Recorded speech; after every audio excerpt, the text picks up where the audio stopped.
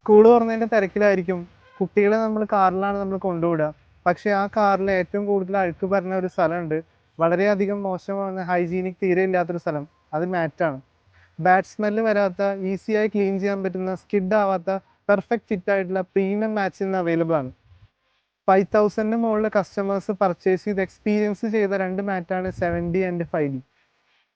ഇന്ന് ഓൺലൈനിലും പല ചീപ്പസ്റ്റ് കടകളിലും ചീപ്പസ്റ്റ് മെറ്റീരിയലിലും പ്രൈസിലും പല മാറ്റ്സും അവൈലബിൾ ആണ്. പക്ഷേ ഈ ഹൈജീനിക് ആയിട്ട് പ്രീമിയം മാറ്റ്സിന് 5000 ടു 18,000 പ്രൈസ് റേഞ്ച് വരുന്നത്.